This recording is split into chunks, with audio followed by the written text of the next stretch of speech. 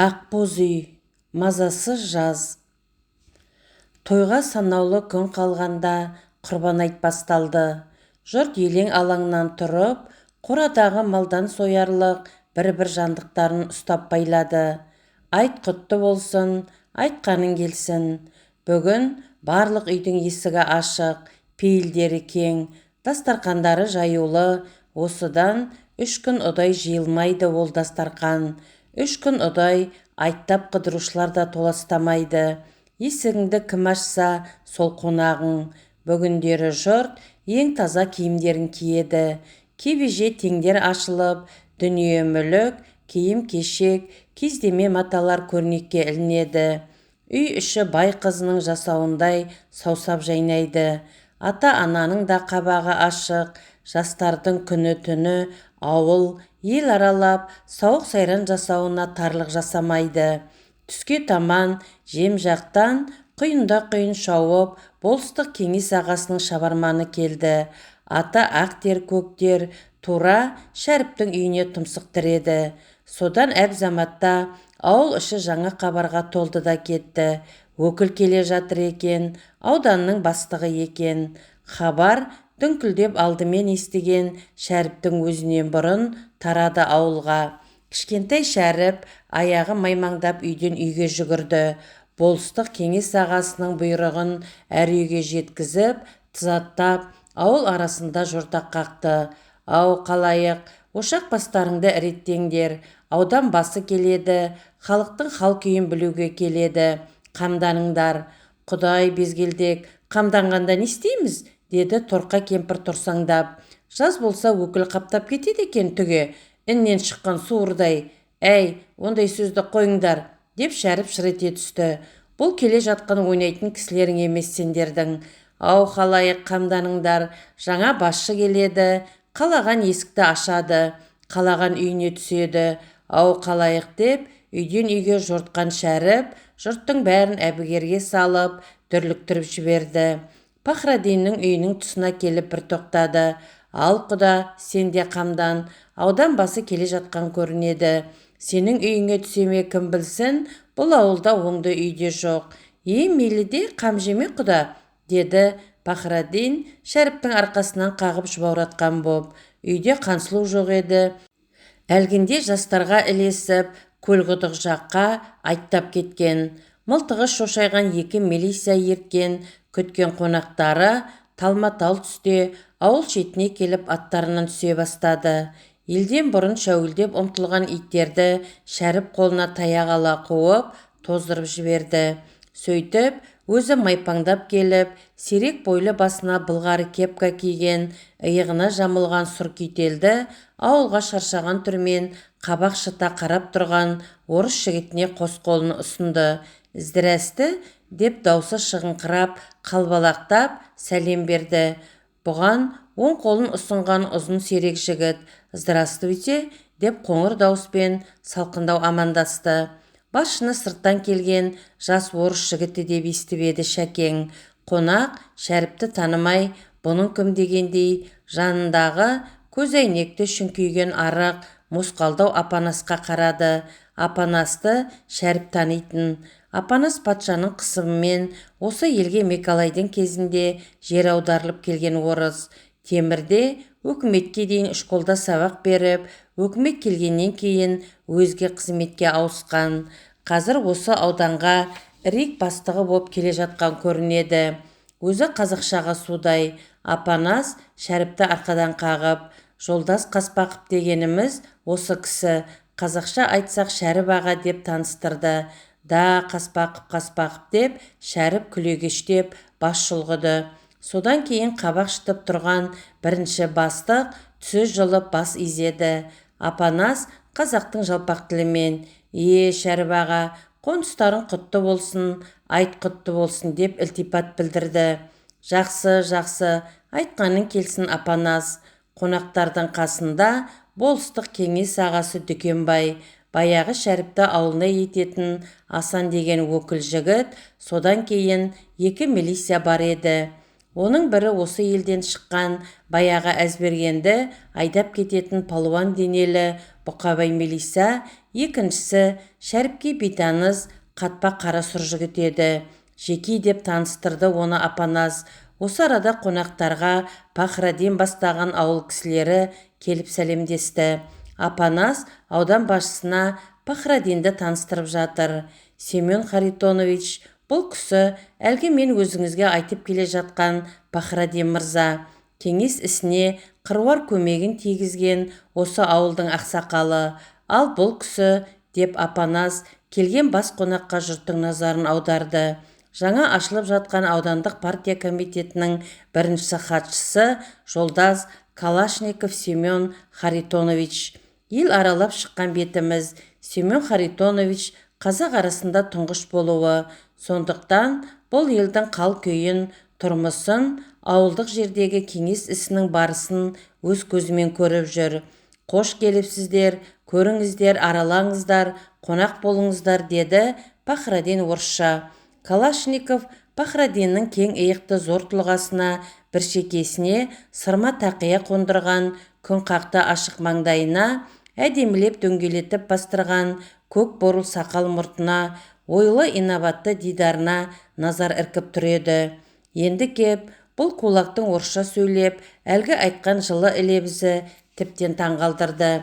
Пахраддин мырза орысшада сауатты екен ғой, деді бас шайқап жымиып.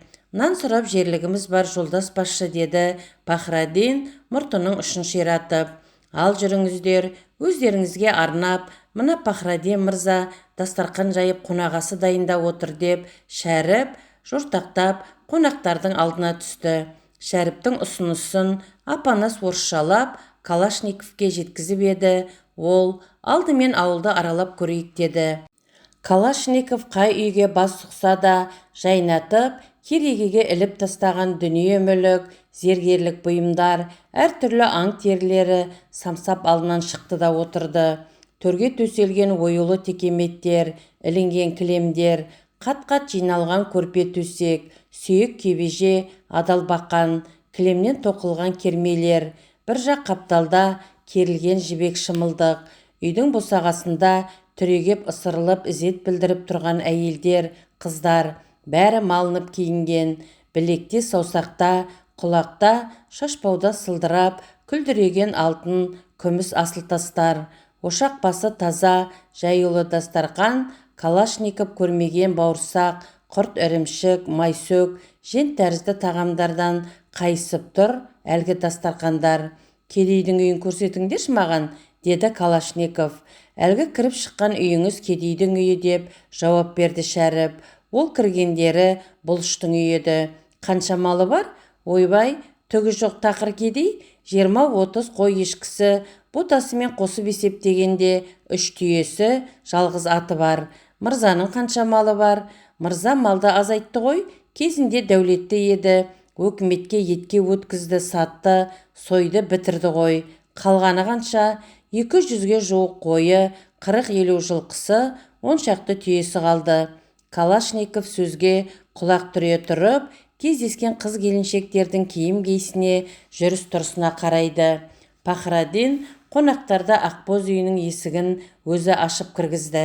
Сыртта бұқабай милиция қалды. Төрге өтіп отырған Калашников бейне бір музейге кіріп кеткендей ашық таңырқаулы еді. Әлгі бас сұққан үйлеріндегі байлық мына мырзаның үйіндегі сән салтанатпен салыстырғанда қайыршының лашығында екен. Бұл үйде жалғыз ғана малынған байлық емес, сырбаз талғам да байқалады. Қу жапанда бұл не шіренген салтанат, оның үстіне бара жатқан жағың қазақ даласының ең бір артта қалған аймағы. Кеңес ісінің етек ала алмай, жандана алмай жатқан қаға беріс тұсы. Бәрінде нөлден бастау керек, деп Казрайком секретары Филипп Исаевич Голощекин қоштастарда айтқан сөзі есінде. Сырға бәйбіше сызылып басып, өз қолымен үлкен қара сабадан исі бұрқыраған сары қымыз құйды. Ортада тұрған жатаған дөңгелек стол үстіне бірнеше керсен толы қымыз келді. Пахраддин өз қолымен 2 шөлмек чекушке арақты ортаға қойды. Қонақтар су жаңа көлдей парсы кілемнің үстінде кең отырып асықпай қымыз сімірді. Чудесно, деп бас шайқап қояды Калашников. Бірінші рет ішуі еді қымызды. Пахраддин мырзаның үйінде бәрі бар, байлық та бар, тамақ та көп, но әйел аз көрінеді. Ол неге? Деп сұрақ қойды. Бір тостаған қымыздан кейін сусыны қанып, маңдайы жіпсе қалған Калашников әзілге сүйеп. Апанас оны қазақшалап берді. Қонақтарға қызмет көрсетіп, тостағанды жалғап отырған Шәріп шақылдап қатты күліп жіберді. Сол ғой, манадан бері бұл кісіні үлгілі мырза деп мадақтап отырғанымыз. Ол ма деп әңгімеге киліккен Шәріп жұртқа дес берер емес. Ол ма тақсыр, бұл кісі есігіндегі малайына өз қызын беріп, осы айтқа жалғас той бергелі жатыр. Ол аз болса, қалыңсыз бергелі жатыр. Мінекей әділетті кісі. Өз қызыңыз ба шынымен? Деп шұқшия қалды Калашников. Иә, өз қызым, жалғыз қызым, деді Пахраддин жасаурай қалған назары төменшіктеп. Қызық деп таңырқап бас шайқады Калашников. Кең жағалы ақ көйлектің сыртынан жасыл жібек шапанды желбегей жамылып, малдас құрып кең отырған Пахраддин еңсесін көтеріп Калашниковке тіке қарады, сөйлеуге ыңғайланды. Өкімет саясатын естіп жатырмыз, түсініп жатырмыз деп Пахраддин тың әңгіме бастады. Өкімет артық малды, мүлікті алады, ортаға салады.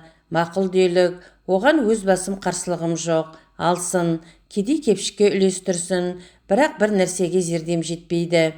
Ойлай келсем, мал-мүлкін алып, өзін бала-шағасымен тоздырып жіберетіндей не кінәсі бар сонда байсорлылардың? Калашников көпшікті іргеге таман ысырып, сәл ойлана түсіп басын көтерді. Бұл сұрақты беретініңізді білгем, деді. Бұл сұрақты жалғыз сіз емес, үстем таптың сойыл соғырларының бәрі береді. Біріншіден, сіздің халықта мал баққандікі, дүние тапқандікі деген мақал бар көрінеді. Бұл халықтың көкейтесті сөзі. Партияның бүгінгі саясаты халықтың осы арманын іске асыру ғана. Ықылымнан байдың малын батырақ баққан партия енді сол батырақ өзі баққан малына өзі қожа болсын дейді. Рас, жалшы ұстаған ірі байлардың маңдайынан Совет үкіметі сипамайды. Өйткені бай, жалшы болғалы бері өз жалшысының маңдайынан байда сипамаған. Өкімет кедейдікі. Пахраддин анық жеңіліс тапты. Әңгіменің бетін бұрып жіберді. Жоқ, жолдас, мен қазіргі өкімет саясатына қарсы емеспін. Асасы, қайта қосыламын деп отырмын.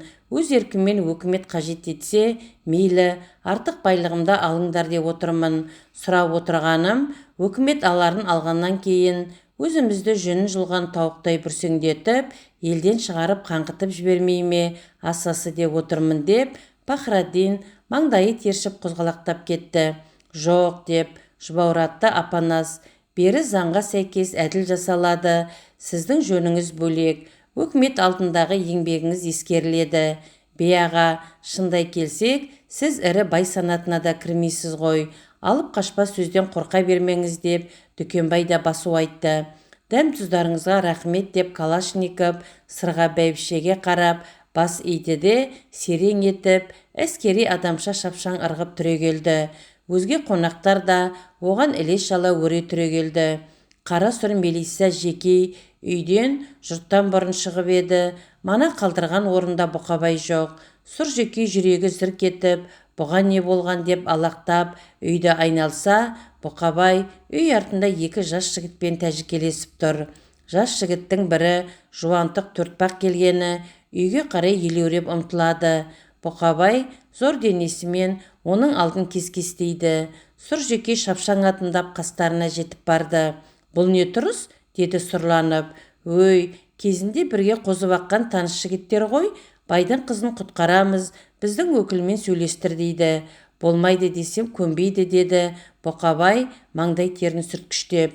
Ждақайдың екі көзі шарасынан шыға жаздады. Жолдас милиция, біз әділдік үшін күресіп жүрміз.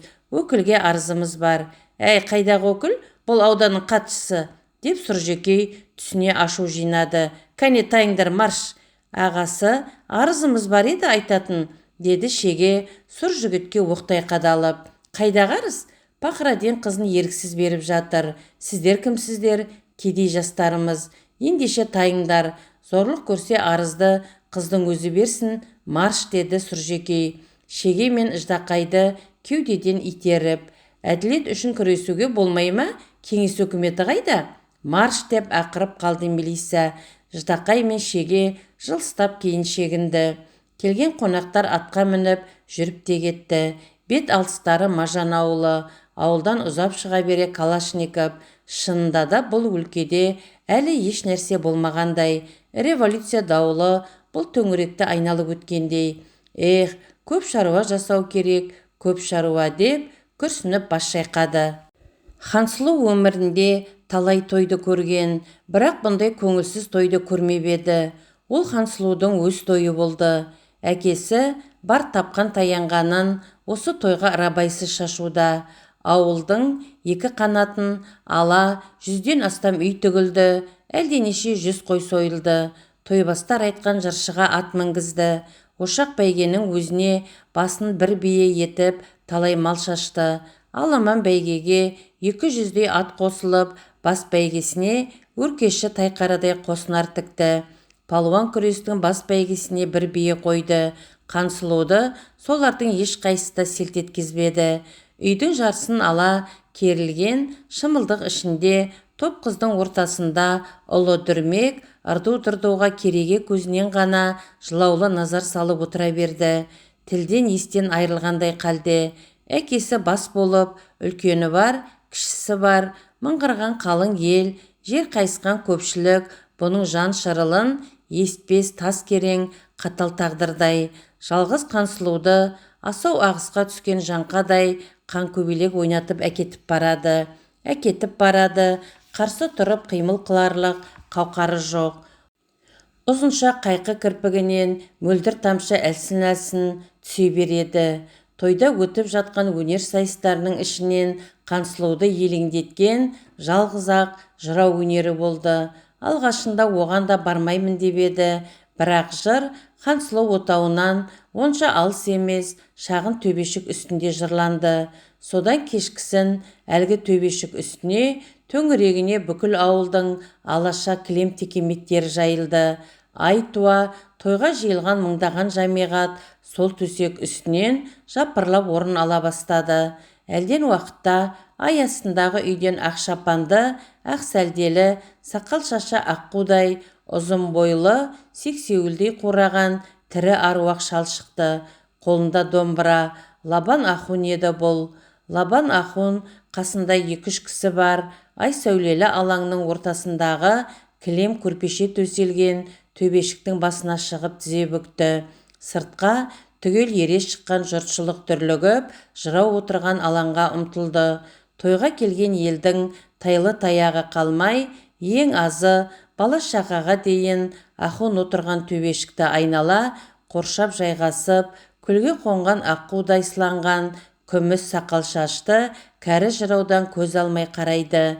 Ел түгел жиналып, жүріс-тұрыс саябырлаған кезде Лабақ Ахун домбырасын қолға алды. Мың сан жұрттың абыр-сабыры су сепкендей басылды. Лабақ Ахун кең құрсақ, үлкен қоңыр домбырасын күмбірлетіп, құлақ күйін келтіріп, біраз созалаңдап отырды. Хансұлудың қасындағы қыздар дүр көтеріліп, әлдеқашан үркердей тобымен жыр тыңдауға кеткен. Жалғыз Балжан қалған қасында. Хансұлудың ақ отауы Қозбағар үйінің жанына тігілген екен. Сонда әкеліп кіргізді. Қайып молда бір кесе суға дұға оқып, дем салып, бөлек 2 үйде отырған күйеу мен қалыңдыққа ризашылығын білдіріп, әлгі кеседегі дуалы судан бір ұрттам ішуге жіберді.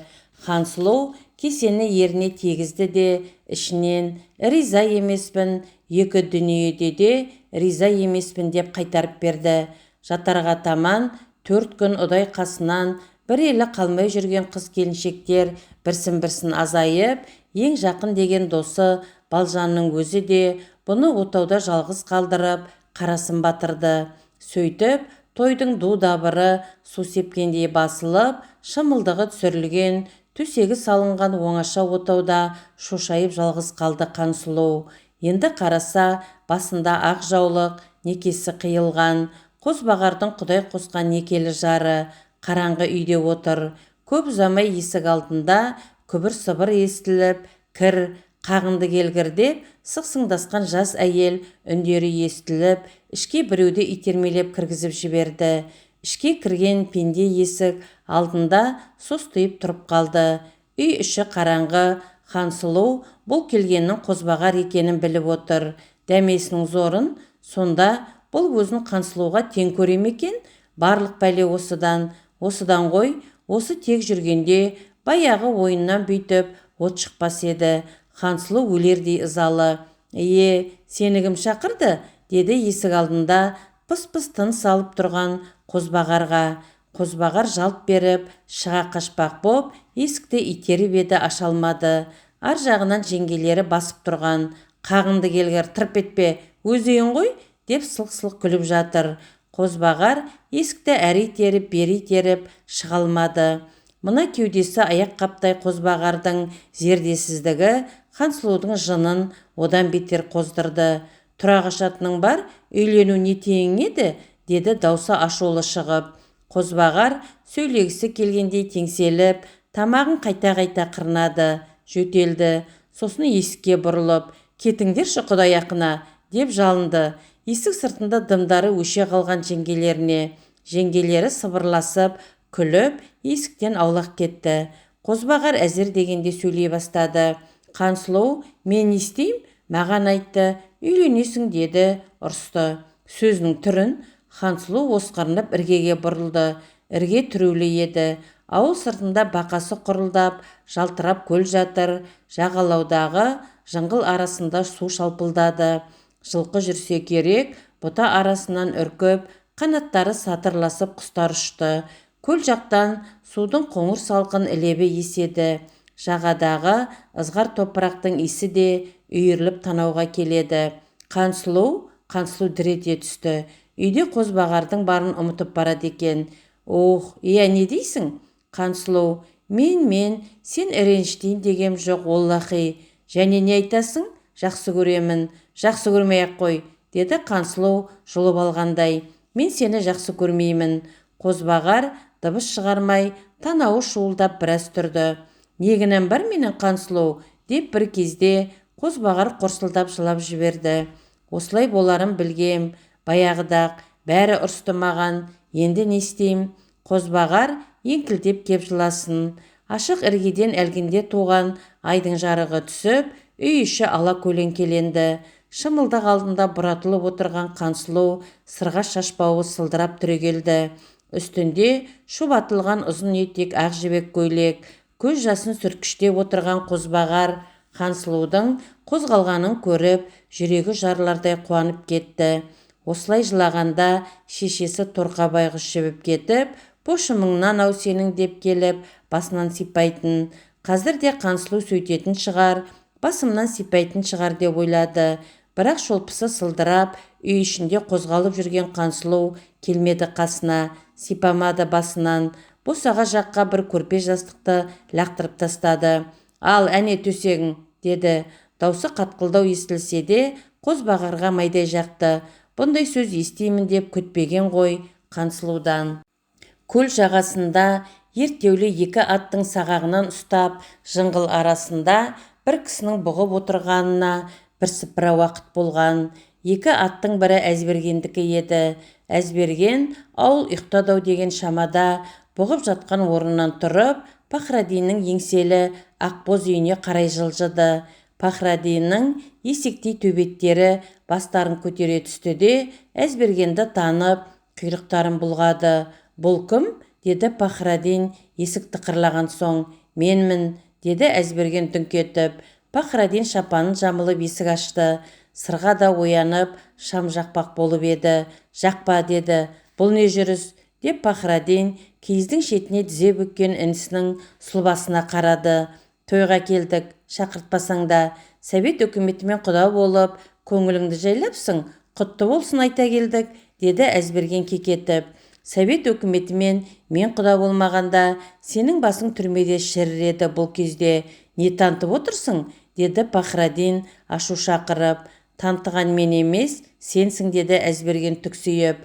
Қызыңды малыңды түгел көгендеп беріп жатсың сәбетке. Сендей алжыған бұл елде жоқ. Жұрт қарсыласып өледі, сен жағынып өлесің, білдің бе?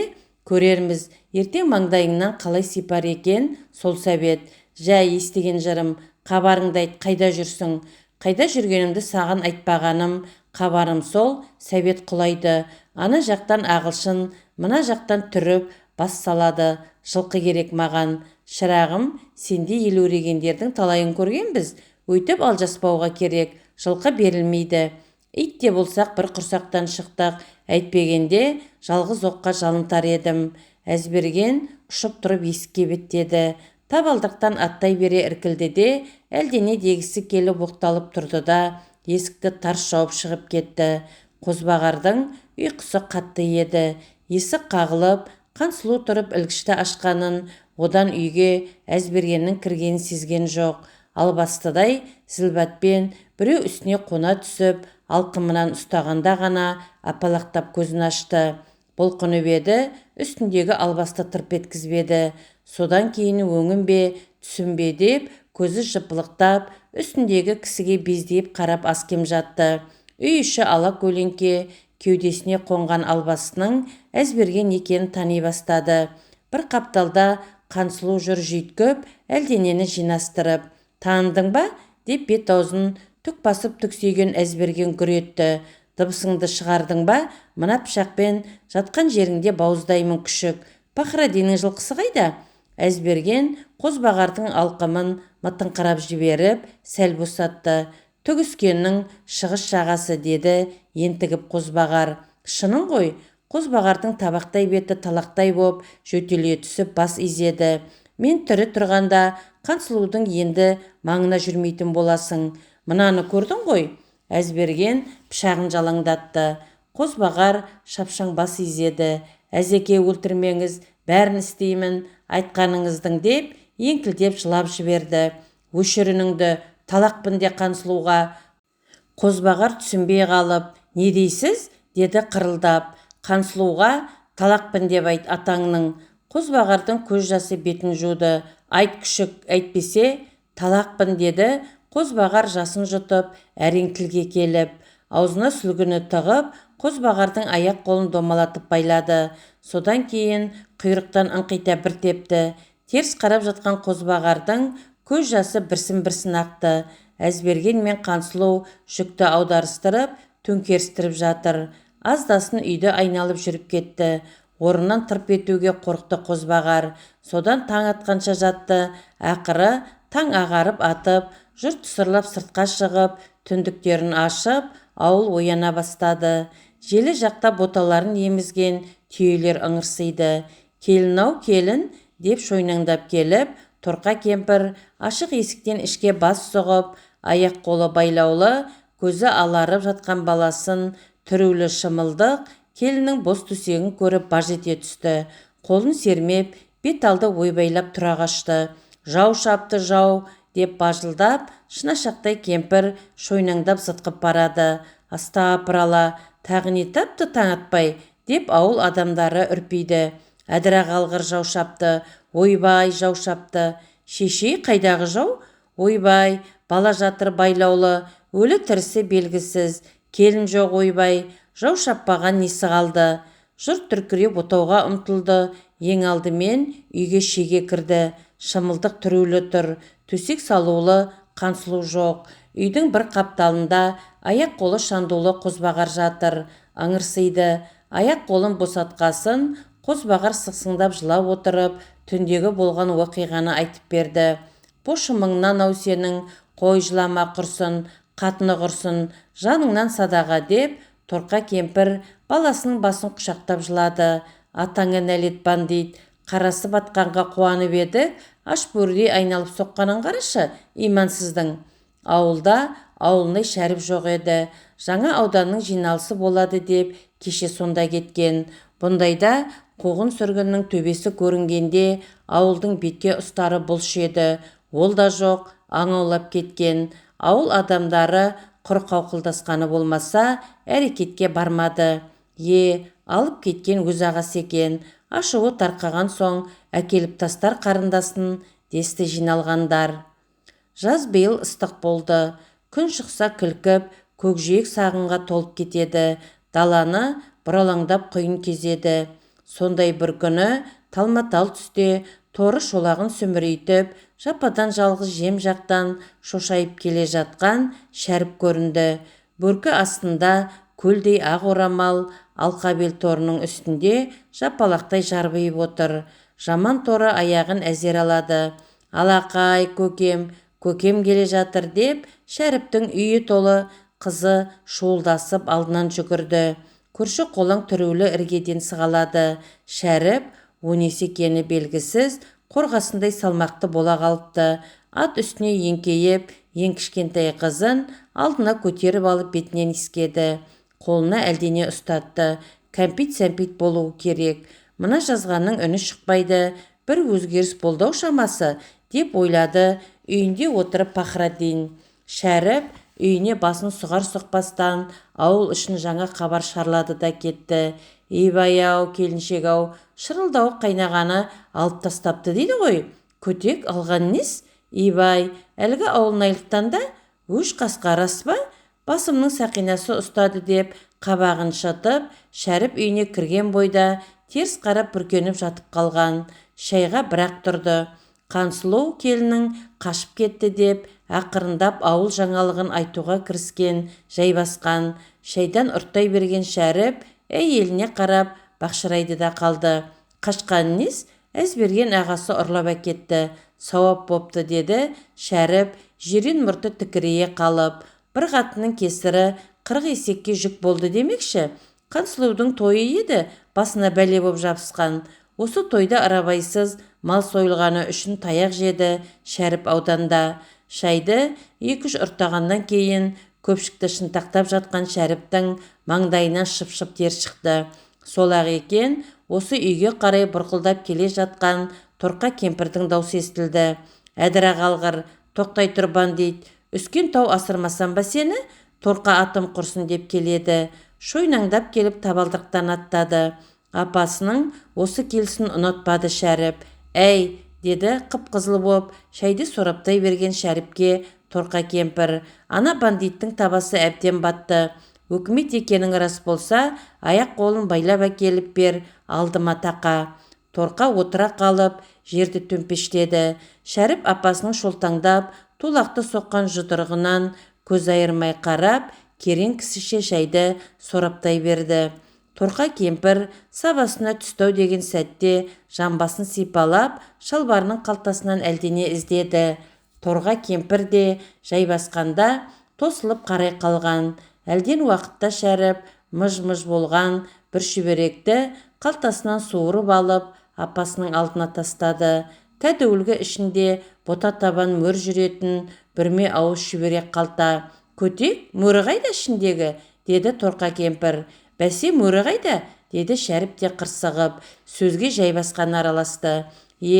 Оны арқалап жүрген сен білмесең, біз қайдан білейік?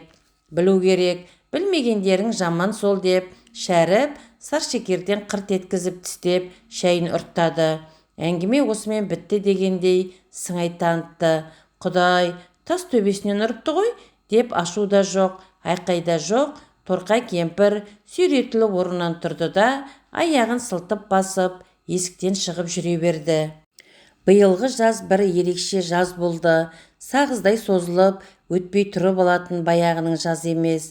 Таң атса, әне-міне дегенше күн де батады. Әңгіме көп, жүріс-тұрыс көп, атқа мініп селтеңдеп, ауыл-ауылдың арасын шаңдатып, құйғытып жүрген белсенді жастар. Комсомолмыз дейді, оның не екенін білмейтін сахара жұрты үрпие қалады.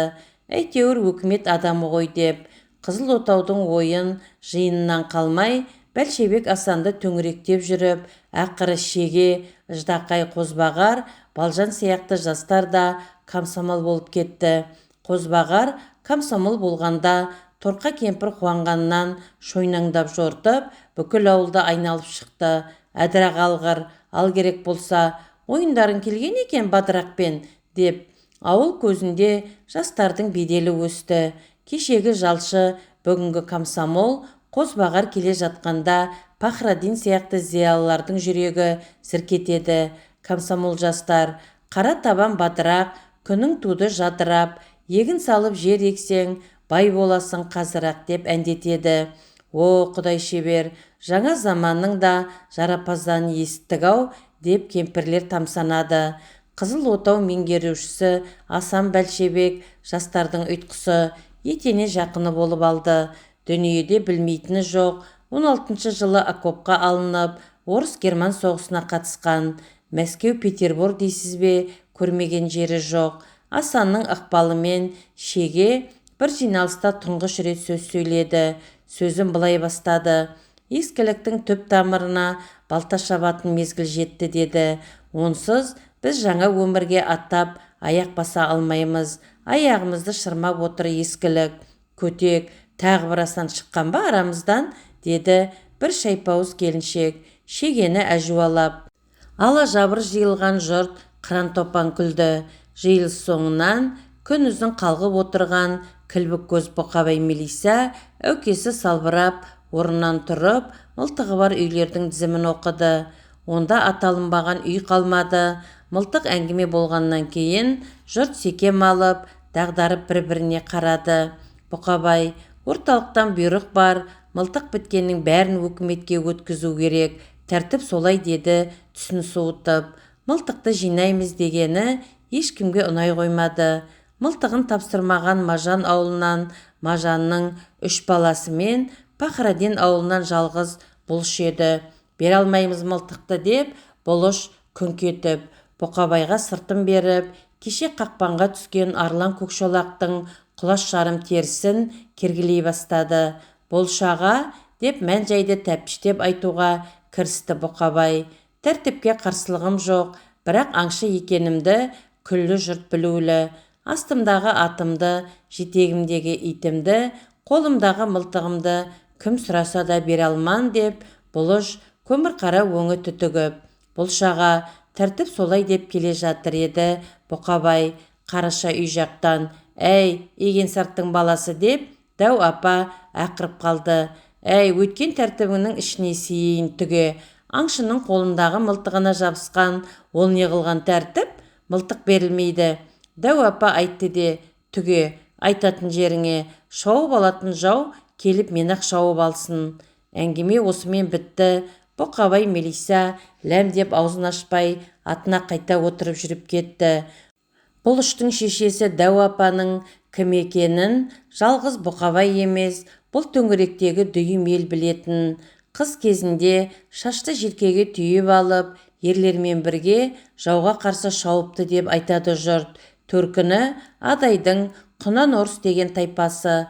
Бойжеткесін ағайынның ырқына көнбей, табын арасында аңшылығымен аты шыққан Бұлыштың әкесі Арша Мергенге қашады.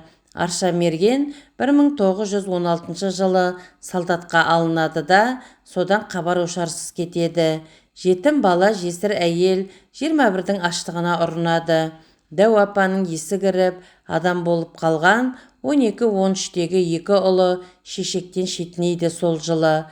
Аштықтан малсыз, күйсіз шыққан дәу апа кәсіп іздеп үлкен ұлы Бұлышпен базаршыларға еріп, ойға түседі. Қоңыраттың базарында түрікпенің бір байымен кездесіп, соған түйекеш болып жалданады баласы екеуі. Байдың аты Пірімқұл екен. Пірімқұл жылына бір түйе аласың дейді еңбек ақыңа. Дәу апа жалғыз ұлы Бұлыш екеуі байдың түйесін 2 жыл бағып, елге қайтуды ойлап, бір күні еңбек ақысын сұрайды. Сонда бай бұларға келенің ішіндегі ең жаман қотыр тайлақпен қатпа маяны береді. Жетім бала, жесір әйел есесін қалай дауласын, жұлым үйін қиқитып, қотыр тайлаққа артып, өздері маяға мініп, сараң байды қарғап сілеп, қырдағы алыс елге қайтады.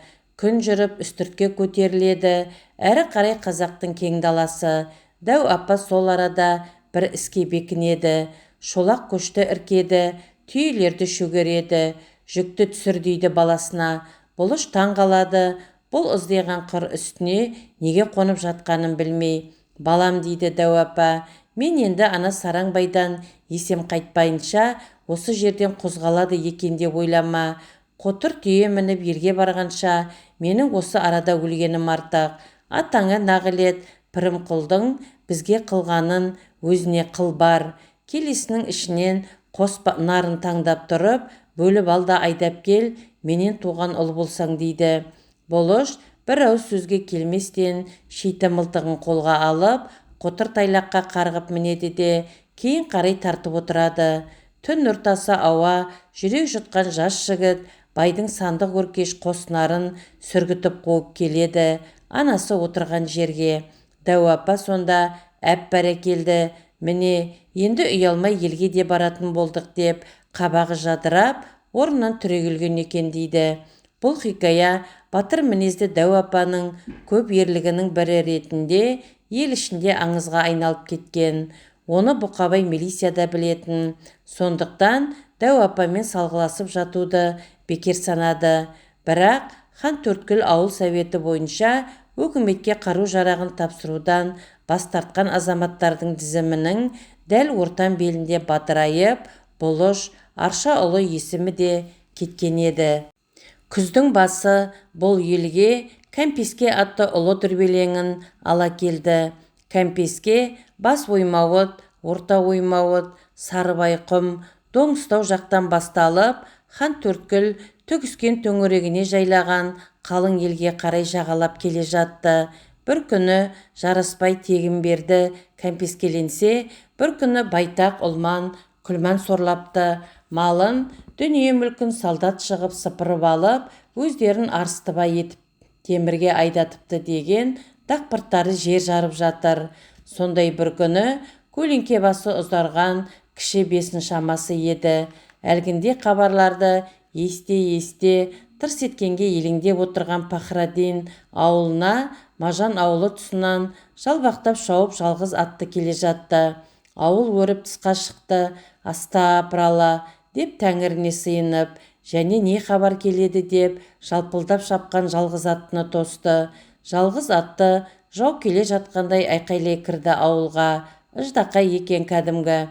Қалайық, бірін қалмаңдар, шақырып жатыр комиссия, шақырып жатыр митингі. Кәмпеске болады, Мажан Кәмпеске болады, Кәмпеске, бірін қалмаңдар, митингі. О, жағың қарсын, митіңі нес тағы? Соншама өрекпегеніне шетпегірдің, деп әйелдер ждақайды қарғап сіледі. Бірақ Кәмпеске дегенің не екенін көзбен көруге бәрі де құмартулы еді. Аттысы атты, жаяуы жаяу, тай шаптырым жердегі Мажан ауылына қарай қатын қалаш, бала шаға түгел шұбырды. Қара қасқа айғырын ертеп мініп, жұрттың соңын ала, Пахраддин де шықты ауылдан. Көлденең белден аса бере, кең алапқа көлбей қонған бай ауылы көрінді. Ауыл үсті хан базардай қайнап жатыр екен. Одағайлап ауыл шетінде тұрған қызыл толы қызыл отау, төңірегі ығы-жығы адам, тізілген ат арба, құмырсқадай балашаға, ауылдың алды шаңытып, иірілген қаптаған қалың мал, мыңғырған қой, үйір-үйір жылқы, түйелер, мал қайырып селтеңдескен аттылар, ит үріп, қой маңырап жылқы кісінеп, ауыл үсті ию-қию. Ел шетіне тиген ылаңды көргендей, Пахраддин тітіркеніп кетті. Естуінше, ірі қарасы 300-ден асатын байлар ғана ілігуге тиіс бұл науқанға. Сатты, сойды, қолды болды әйтеуір. Пахраддинде 5-10 түйе, 100 қаралы ұсақ жандықтан артық мал қалмады. Бұл есеппен қарағанда Пахраддин Кәмпеске құрығынан құтылуы керек. Жұртты жиып, арбаның үстіне шығып асан бәлшебек сөз сөйледі. Бай мүлкін кәмпескелеу жайлы Кастиктің декретін оқыды. Асанның қасында бір топ адам, ішінде жаңадан болған ауыл совет бастығы Жорға күрең жымсыйып күліп алға шықты. Қолындағы тілдей қағазына үңілді. Бастық болуға Шәріптен гөрі епті, оңтайлы екені көрініп тұр. Тілі де майда, жатық, үні де жұмсақ. Жолдастар, енді сөз кезегін тап жауымыз Мажанбай Ұлмановтың есігінде қой бағып, өмірін өткізген жалшысы жолдас Қауқаш Көшекбаевқа береміз деді. Жолдас Қауқаш Көшекбаев деп жұрт қайталап айтып, жамырап күліп жатты. Ау, қайдасың, жолдас Көшекбаев? Уа, түбің түссін, бол тез, теңдік дейді саған, сөйле. Жетегіндегі жарбай түйесінің бұйдасын қасындағы біреудің қолына ұстатып, жапырайған кішкентай қатпа қара кісі аяғы маймаңдап арбаға қарай жүгіре түсіп келеді. Басындағы мақтасы бұрқыраған ескі бөрігін бір қолымен басып-басып қояды. Көпшіліктің көңілді күлкісі толастар емес. Ортаға шығып, арбаға жақындап тоқтаған Қауқаш батырақ бұрылып елге қарады. Бөркін басып ыржиып қойды. Жолдас, арбаға шығыңыз, жұрт көрсін. Арбаға шыға алмай тырбаңдаған Қауқашты Асан Бәлшебек қолтықтан көтеріп алды. Биікте бастықтардың қатарында тұрып, ескі тердей мыжырайған Қауқаш қаумалаған көпшілікке қарап тағы ыржиды. Ой-хой, Қауқаштың да күні туды-ау, ойындарың келмесін Қауқашпен, деп гуілдеп жатыр жұрт. Ал жолдас, сенің сөзің халықтың сөзі, Кассиктің декретіне қалай қарайсың? Соны айтшы, деді Асан Бәлшебек. Бас, Қауқаш, аяма, көсілтеп қиқу салды Шәріп. Қауқаш иегін уқалап тосылып, басындағы бөркін біресе шекесіне, біресе желкесіне апарып, аузына сөз түспей састы. Ау, жөніне қойса, сор қайнаған бөрікті, онсыз да ыдырап бітіпті ғой, деп артқы жақтан ұзынтұра уәп айқайлады. Ха-ха, жиылыста сөйлейсің деген соң, кеше осы бөркімді ең болмаса бүтіндейін деп ем. Мажанның бәйбішесіне бардым деп жөткірініп сөз бастады Қауқаш. Әнекей, тағы жабысты бөрікке. Уа, ішің өтсін Қауқаш. Барсам, Жамал бәйбіше кебежесін ақтарып жатыр екен. Бөркім қолымда, келген шаруамды айтып, бір суыртпақтап жіп сұрадым бәйбішеден. Уай, сөзің бар болсын, арғы жағын айтпай-ақ қой, түсінікті. Жоқ, айтсын, айта бер, жолдас Көшекбаев, деп құптап қойды Асан Айтжанов. Сөйтіп, бір суыртпақ жіп сұрадым, бәйбіше кәні бере тұршы деп, қолын созды бөркіме. Бердім, қайдан білейін ашулы екенін. Жітірді кеп, бөрікті ашық есіктен далаға. Содан бөркім күлге барып түсіп. Пай, бөркіңде құры, өзіңде құры Қауқаш. Лақпай, кәмпескені айт, өкімет саясатына қосыласың ба жоқ па? Соны айт, деп күйіп пісті Шәріп. Кәмпескеге қосыламау, тек ертең осы Мажанбай жіберген жақтарыңнан қайтып келіп, бізді сорлатып жүрмесе не қылсын? Құрсын, сол байдың малы құрсын, өзімнің 10 шақты қойым өзіме бұйырса да жетеді. Жолдас Көшекбаев, сабыр етіңіз, деп оның сөзін бөлді Асан. Сенің қорқуың бекершілік, өйтіп жұртты үркітпе. Егер осы жиналыс Мажан бала шағасымен жер аударылсын деп тапса, Мажанды үрім бұтағымен енді қайтып көрмейсіздер. Сен, жолдас Көшекбаев, сөзіңнің енді тоқетерін айт. Мажанбай мал мүлкі кәмпескеленіп, жер аударылсын ба, әлде жоқ па? Кәне соны айтшы. Самсап тұрған қауым, күнге шекесі жылтырап, мұрын ұшы тершіген бір жапырақ қара кісі Қауқаштың аузына қарады.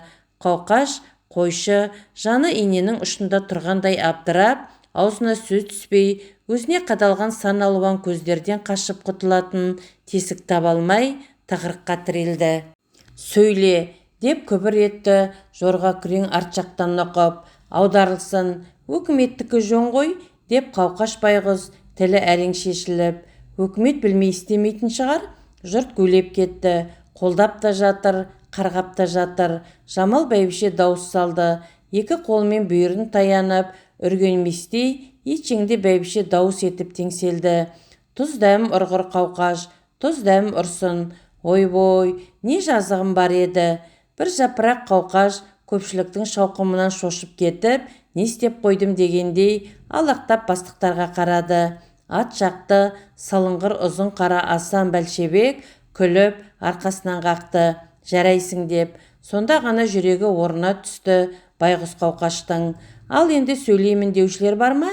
Деп жорға күрең лабырлаған қауымға жымсиып қарады. Мен, деп ждақай топты жарып, арбаға қарай тұра ұмтылды. Мен сөйлеймін. Ал енді сөз алатын тап жауымыз Мажанның кішкентайдан қозылағын баққан бадырағы Ждақай күрең баласы, кәмпеске жөніндегі комиссия мүшесі, жуантық келген тығыншықтай ждақай анадайдан барша атылып, секіріп мінді арбаға. Көзі шырадай жанып, шашы тікірейіп алыпты. Жұдырығы түйеулі. Батырақ байғұстың біз сияқты қасқиған, әлгі қауқаш сияқты байда кеткен кегін қайтарған, жасасын революция деп, қолын аспанға тік көтеріп, айқай салды ждақай, жасасын. Арба үстіндегілер шарт-шұрт қол шапалақтады. Сеңдей соғылсып, сөйлеушіге қарап тұрған көпшілік не істерін білмей бір-біріне қарады. Мажан ауылындағы кәмпескенің аяғы былай болды. Мажан бәйбішесімен сол түні темірге айдалды. Одан әрі қайда кетерін Құдайдың өзі біледі. Балқия Асан Бәлшебектің көмегімен байдан бас бостандығын алып ермей қалды. Сұржекей мен Асан қатты қақтығысты сол түні. Бұның солшылдық деп ұрысты Сұржекейге Асан. Ал сенікі барып тұрған байшылдық деп Сұржекей Асан Айтжановтың өзіне тарпа бас салды. Мажанның малы ауданға айдалды. Ертесіне ертелетіп, Айтжанов басқарған комиссия бірнеше арбамен Пахрадин ауылына қарай бет алды. Пахрадин мен Сырға бәйбіше сол күні түнімен ұйқы көрмей, үйдегі дүние мүліктің бәрін сыртқа, есік алдына үйді. Кеше-кешке Мажанның ауылынан түсі бұзылып келген Пахрадин үйге кірер-кірместен көрпе төсек, қазан табағынан басқасының бәрін шығар үйден, үйді босат деді. Ошақ басымызда ойран етпей тұрғанда артық нәрсені құрсын, өзіміз-ақ бөліп берейік деді. Бұл ақылды Сырға бәйбіше де қостай кетті. Құрсын, дүниесі құрсын, басыңның аман қалғанын айтсай деп жүр Сырға бәйбіше. Ауылға таңертең мал өре келіп кірген комиссия Пахрадин үйінің алдындағы үюлі дүние, қат-қат кілем, тең-тең мата, қымбат ішік, тондарды, ірлі-ұсақты жиһаздарды көріп қайран қалды. Есік алдына шығып, құрметпен Пахрадиннің өзі күтіп алды комиссияны. Бір киер киім-кешек, көрпе төсегіміз, қазан табағымыздан өзгенің бәрі осы жігіттер. Үйге кіріп көріңіздер деп Айтжановқа есік ашып ізет қылды. Құрамында жорға күрең, шеге, ждақай қозбағар және түндегі 2 милиция бар. Комиссия үйге кірді. Саудырап кіріп келген түсі суық қонақтардан ығыса үркіп, босаға жақта тұрған Сырға бәйбішеге комиссия мүшелері түгел сәлем берді. Есіктен кірген кезде іркіліп үй ішіне қарады бәрі. Басы артық дүние көре алмай таң қалды. Жалғыз ғана босағаға ілулі күміс ер-тұрманды қолтыққа қысты Бұқабай. Бұл кісі жаяу жүрсін дегенің бе? Деді Айтжанов. Нешауа жаяу жүрсін? Деді Бұқабайдың орнына Сұржекей жауап беріп. Алсын деп бәйек қақты Пахрадин. Жүк астында жалғыз қара кебеже тұр еді. Сырға іріктеп киім-кешегін салған. Оған ешкім тиіскен жоқ. Сөйтіп есік алдындағы үюлі мүлікті алдымен тізімдеп, қағазға түсіріп, содан кейін арбаға тиеп, комиссия сәске түсте ауылдан аттанып кетті. Бұл ауыл өстіп, көптен күткен кәмпескені де бастан кешті.